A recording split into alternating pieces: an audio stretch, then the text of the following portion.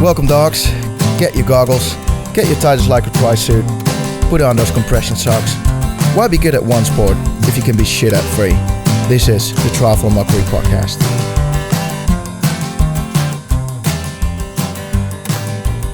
Yes, that's right, baby. 2 in a week. Who are these boys? Well, we don't even know it ourselves, but there's another podcast. It's the Bandcamp special. The Beach Boys are sitting here without shirts. So for those watching on YouTube, because still the videos go onto YouTube, are getting a little extra kink. But this is a special episode because someone has been a naughty boy. And I'm talking about someone that has been using performance-enhancing drugs. So we'll be talking about that in a bit. But first, Jody, how's it going? It's going well, mate. First time I've done 2 sessions in a day since before Lake Placid. So things are getting back on track. Motivation's high. 20-minute swim. Fucking hell, mate. I'm going to be like a fish in no time. So you did a double session today. So it was a 20-minute swim and a threshold run session. I saw that. Yeah, I can tell. I must be so fresh right now because my heart rate is going so high so easily. You know what it's like when you haven't done anything for a while. It's like it's so easy to get your heart rate up without even realizing, isn't it? You know, you end up doing quite a bit of training. I think you can end up overdoing it a bit, and you try and get your heart rate up, and it's really hard, isn't it? But when you're really rested and you're recovered, it's like you can push some numbers and stuff that you haven't seen before. I don't want to judge, but the numbers you was pushing weren't big numbers, right? What, for the run? Yeah. Yeah, for the swim I can't judge because it's like an endless pool. To be fair, that's about where I was at before, Yeah? What was it like? 318k pace? 320, about 320, something like that. It's on a cinder was it track. A tempo? It's like a threshold run. So it's on a cinder track, mate. All right.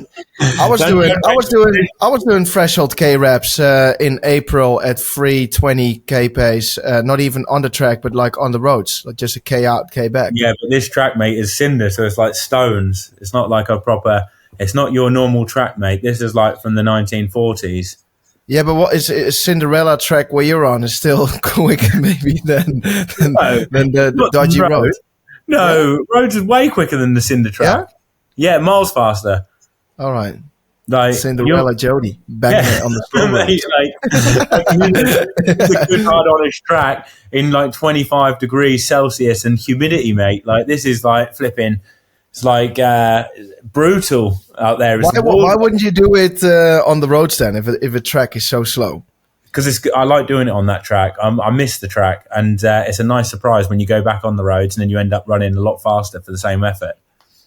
Back to the old school, mate. Back to the old school. Oh man, I can't. What's your high and low then this week? Well, I actually set a 1 minute all-time peak power output for a minute at the end of the ride the other day. And what was it? What do you reckon? 815 watts. Unfortunately, it wasn't quite that high. No. What was it? 719. Okay, well, still good going. Yeah, 40. According to my training weeks, it was training peaks. It was 49 watts higher than my previous best. But it's an effort that you normally don't really do, is it? No, I've done quite a few of them before. Okay. Yeah, so you've got that little sprinter in you. It's a nice little hill that I like pushing it up, and I've done it on a few others. So yeah, I have done it a few times. I like that one. Like a nice minute. So you've got that 719 watt surprise in an Ironman in case someone's riding at your wheel.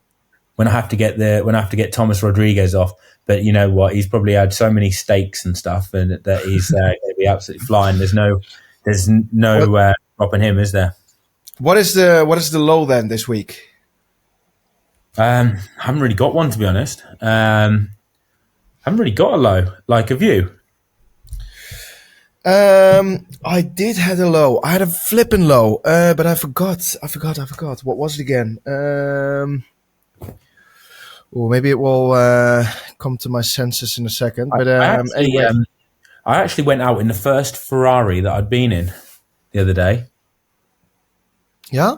Never been in one. Actually, on the roads, in the passenger seat, not driving it, unfortunately, like yourself. Like I know you're used to your exotic cars, aren't you? What have you driven? Like Ferrari? Have you driven that like Ford? What was it? That what your mum had? She had some fancy Ford, didn't she? Was it a Cobra or something? Shelby Cobra.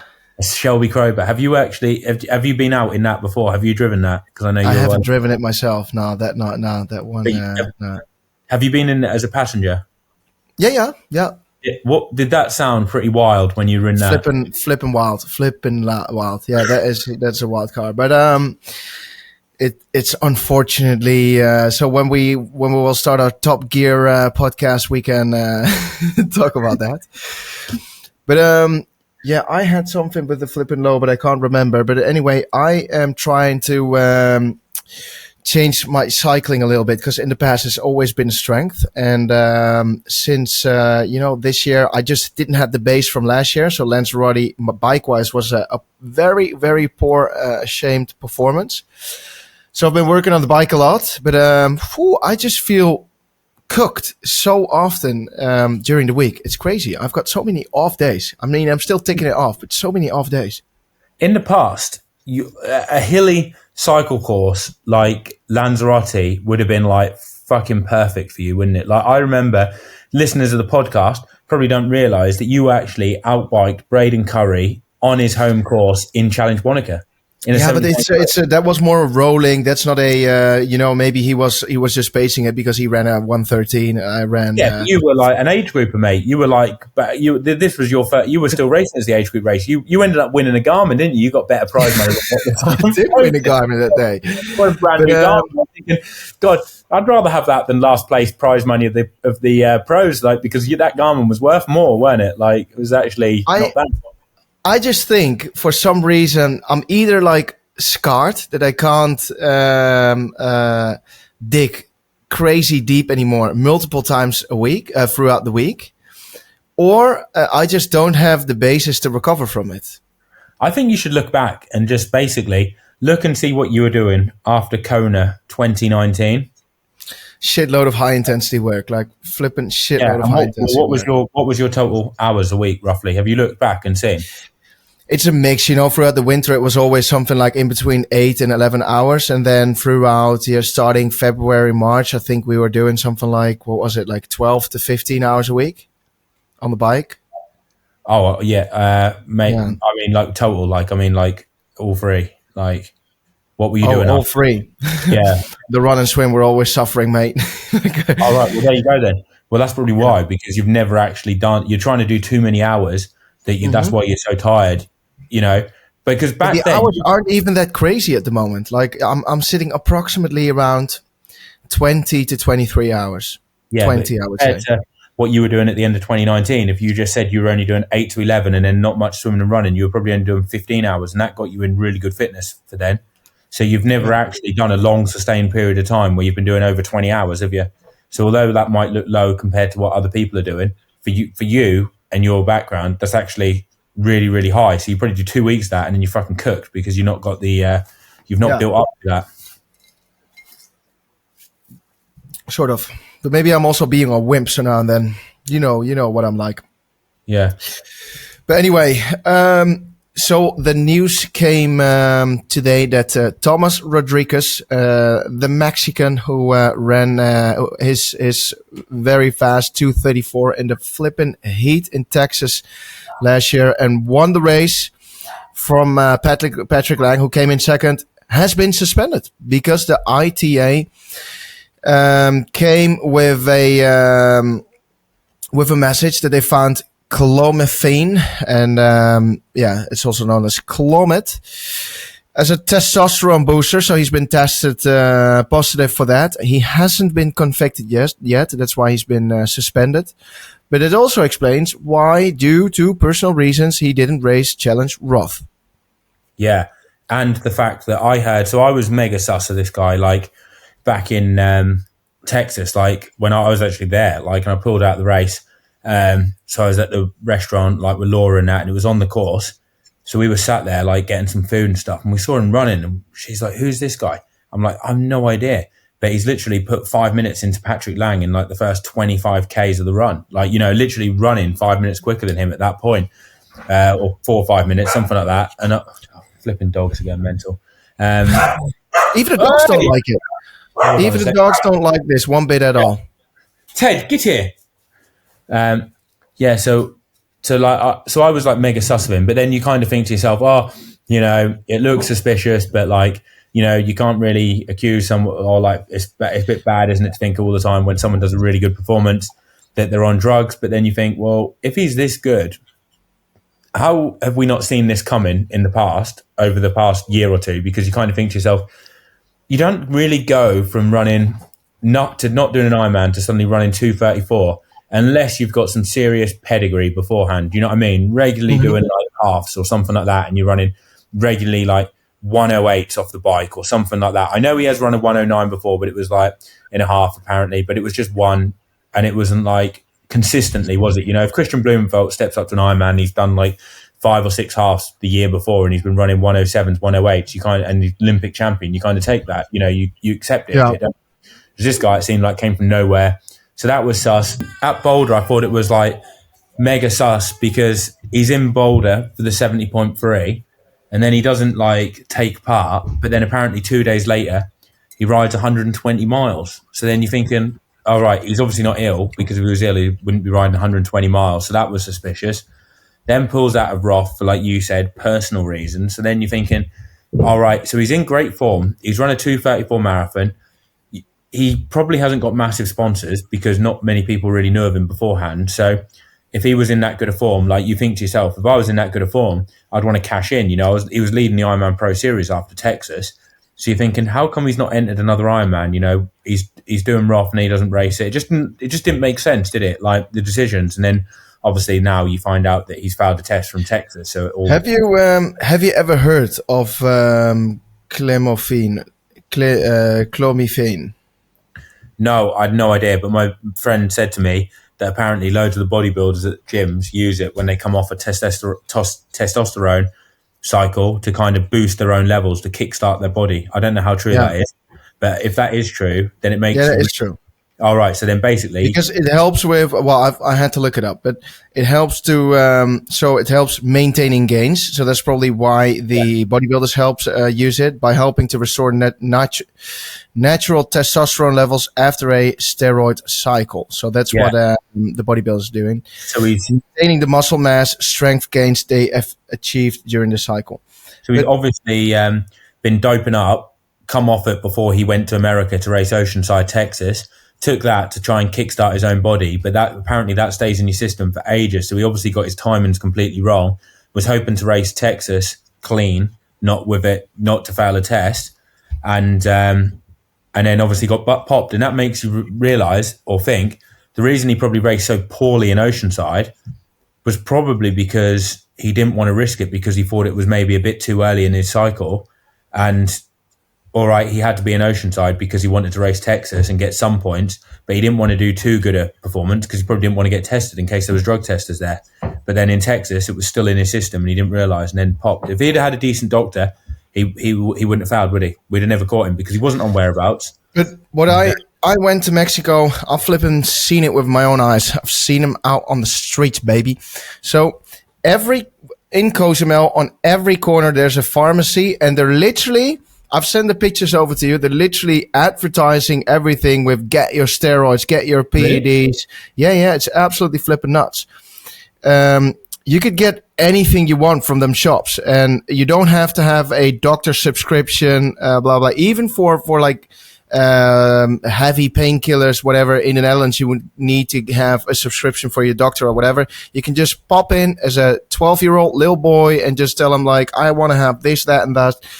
Flipping nuts. So it's just very easy in Mexico to dope the flip up. And they even have a menu. I've got a picture of it right here. So I'll post it up later on the Triathlon Mockery page. But you can literally get, well, everything ends with Bolic, and it all looks flipping dodgy to me, but it's just 20 different anabolic stuff. They've literally got a list of stuff what you can order, and they're advertising it everywhere outside. And so it's very easy in these countries to get to. They did even so for this, Thomas, it's good that Ironman are doing the testing, that they're still going after athletes, because it's been a while since someone has been popped, and I've been saying it for a long time that I don't want to doubt any performances, because that's very bad for the sport. But sometimes I'm just thinking holy flipping cow, if you look at the sports 4 years back and if you look at the sports now, how crazy it has been improved. It's just flipping nuts sometimes. Well, what the nuts thing I think is when you get people that come from absolutely nowhere and then all of a sudden they're right at the top of their game, and you're like, well, where the hell did they come from? Yeah, exactly. So it's not even a podium place or a fifth place. Now it's beating former world champions by minutes in extreme harsh conditions and from out of nowhere. Silly. Drops him on the bike and then puts 5 minutes into the run. Ironman is a sport where you're not getting there with just talent. For example, if you're what you see at the Olympics, shooting rifles at a target, I can sense that if you've got a real extreme talent, that you can be flipping good at it. You know what I mean? But this is an endurance sport. You need shitload of hours and training and gradually getting results towards it. You can't be a world champion from one day to another. No. It's mate. It's very sus, some of it, what you see for sure, and it's sad to think that to like you said, you don't want to be doubting performances, but when you see some of it in the sport, it does make you wonder, doesn't it? And then you get something like this happen, and you're like, yeah, I'm not surprised. I wonder if he'll be contacting Colin Chartier now to see if he's got any jobs going at the real estate office in Denver. 100%, mate. He could upscale the market somewhere in Mexico, send some sell some lodges or whatever. But what I'm wondering is, so token supplements. I think everything apart from vitamin D, magnesium, and paracetamol when you really feel flipping ill, it's just dodgy. Why would you take stuff that you never heard from, right? I think if you look up stuff just to I don't even know what else to take, but if you're looking for the gray lines, what can I take, what's still legal but performance enhancing? Do you know what I mean? Did you go to a pharmacy or whatever and you're trying to find stuff that's going to help your performance and it might be in the gray area? I think that's dodgy. Yeah, it is. But what you've got to think of with this guy is he would have never have got caught had he have got his timings right. If he'd had a bit of input from someone who knows what they're doing, there's absolutely no way he would have failed the test, because he wasn't on whereabouts. So he was only ever going to get tested at a race, because no one would have known where the hell he lives. Do you know what I mean? He hasn't got to update it. So there's no way they can test him before the race. So the only way he could have possibly got tested at the start of this season was in Oceanside, or if he stayed in America, somewhere between Oceanside and well, no, actually, they wouldn't have been able to because they didn't know where he was. So basically, he could have only got tested after the race in 70.3 Oceanside, if there was drug testers. I don't know if there was or not.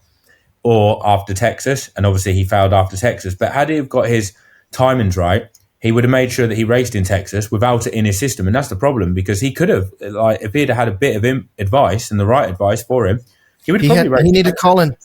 You needed Colin, yeah, but then his Colin got popped as well, so he didn't. So he's like, I don't need Colin, because that's going to end up. Maybe he had Colin, and that's why he's busted. Maybe Colin thought, I want to upscale the real estate market, and I can see this guy's going to need a job in literally 6 weeks' time.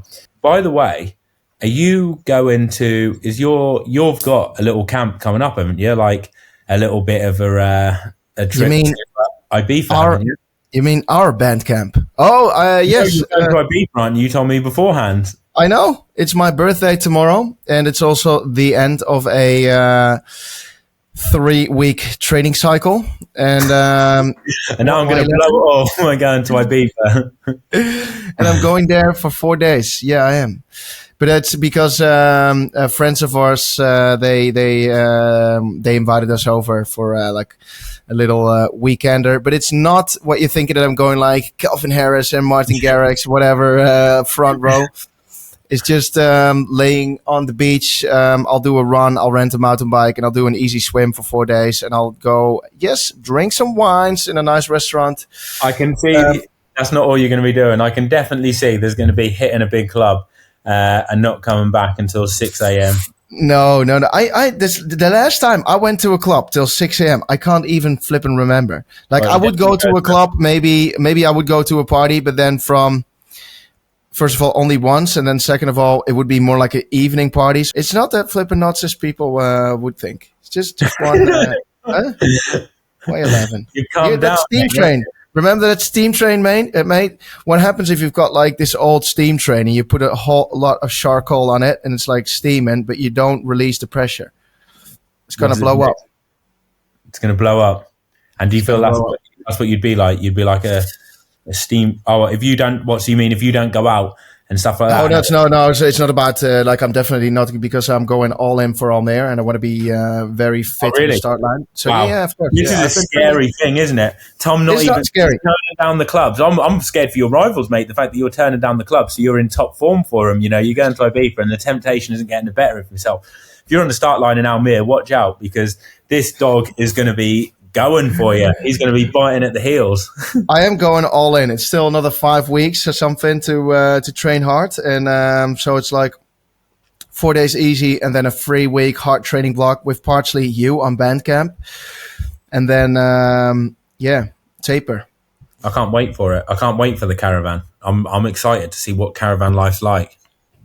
I do need to. I do think that you will be a bit like that. It will be a bit of a shock. Really? Yeah, because I know what you're like. That you're coming back after a ride and you're like 3-minute K pace towards the cabinets to snatch the food. And because it's all very small in the caravan, then you need to take the time to get the stuff out and put it outside on the table so you can have lunch together. Because the kitchen is very, I wouldn't even call it a kitchen. It's very, very small. So. But you'll learn by doing. There's nowhere to make food and stuff like that. You'll learn by doing. Also, what are you looking most forward to? To like the campfire and telling stories, or? I'm most looking forward to sitting down in a chair in the sun outside the caravan. I hope it doesn't piss down with rain. That would be pretty demoralising. So I'm dreading that. And actually, the thing that I'm most worried about is if the bed's mega uncomfortable. Like, I'm thinking, God. Yeah, but we can buy a little topper. All right. Well, for like 50 euros at an IKEA or something. Fingers crossed that's comfy. And yeah, I'm just looking forward to just having a bit of a laugh and seeing what it's like, really. And the caravan is at Lakeside. Really? The campsite, it's at Lakeside. Yeah. God, this could be the start of a whole new life form, couldn't it? I could become a caravaner. I could be getting one. I'd have to park it in my mum and dad's drive, wouldn't I? You know, you see them houses, don't you? They have like a drive and it's just taken up by this big flipping caravan. Could be me soon. But it would be, for you, it's very annoying because every time you want to go to somewhere in Europe for camping, because otherwise in the UK it's always raining, then you need to take the ferry. I know, that's a pain in the arse, isn't it? Like that is really does screw us over. You're so lucky that you don't have to cross water to get anywhere. Like, you can literally just go straight out your door. You're in the car. You don't have to worry about any ferries, anything like that. You just can go wherever you want. You could literally, you could drive to Thailand if you wanted to, couldn't you? There's nothing stopping you if you wanted to. Like, I've got to get the flipping ferry. I've got a little story, Joe. So last week I was on a long ride, and at some point there was like this big truck coming from like a side road. And every time, like, it was riding in front of me, but it would like put the foot on the gas, and it would have like, it was coal rolling me, you know, that's this big where they smoke. Yeah, it would come out and it would drive off and then hit the brakes. So I was able to catch up and he was able to do it again. And I thought, like, what a flipping dickhead, you know? But I knew that later on there was like a traffic light coming up, and you had these two, some sort of, I don't know, bit like rednecks sitting in the truck. So I rode next to him and I said, "Whoa, man, that was flipping cool what you did." I said, you guys are flipping cool. Did you say that to him? Yeah, I said, "Wow, how did you do that with the black smoke? That was flipping cool." And then he was he was saying, "No, you cyclists are cool." So I said to him, "Did you say that really?" And that's what he said. So I said, "Not as cool as two dudes in a truck with black smoke. You're like magicians." And then he was like explaining a story where he's like, no, cyclists think they're super cool because they're always driving through traffic lights and everything. So I said, yeah, those cyclists are stupid. I think you're like way better up with the black smoke. So I was a bit sarcastic, and then he drove up with another black smoke. But I literally pissed myself laughing because at first they couldn't see the sarcasm when I was like, wow, that's so cool what you're doing with the black smoke. They were sitting like, really? It sounded like you were in Texas or something when you said like two rednecks and they were doing that. It just reminds me of like what cycling's like in Texas, with the big trucks and they do all that kind of stuff, don't they? I just don't imagine it in Holland because they're all like so bike friendly, and I just can't imagine them even having a truck there. I imagine them having something like a Fiat 500 or something like that, something like a little small city car. Yeah. Do you know what else I was wondering last week? So you've got Rasmus, right? The Terminator, and he's always riding 45 k's an hour. I think a while ago he did something like 200 k's, 45 k's an hour on his training ride. Oh, and I'm thinking, it's scary, doesn't it? How is it even possible? Like in the Netherlands, it wouldn't even be possible. Like I would kill myself 20 times on the ride. Because you just get on one bit of road, don't you? And you just literally, he just rides out and back, doesn't he? Twice. Like just finds a busy road, like a big road. But even then, to be able to ride that, like there are so many just like either a traveling glide or there would be cars like coal rolling me or. If I was going to do it, I'd have to do it on I know the road that I'd do it on, but it's really busy. It'd be flipping like not enjoyable at all. But yeah, I'd need to do it like in a race, really, like a proper time trial, like a 100-mile time trial or something to do it properly, where you're not gonna. There's other people there in the road to like clear, because that's tough to find 200 k's where you can actually ride 46 k's an hour, isn't it? For without stopping, especially from your door. Yeah, but I think he must drive out to it. I think he drives out to the start of that. Because he can't handle that, he needs to start at 30 k's an hour. Yeah, like the average doesn't look pretty, does it? Skip that. Let's just start and just bang it 50 k's an hour from the off. Fuck zone 2. It's all about training the grey zone for 5 hours.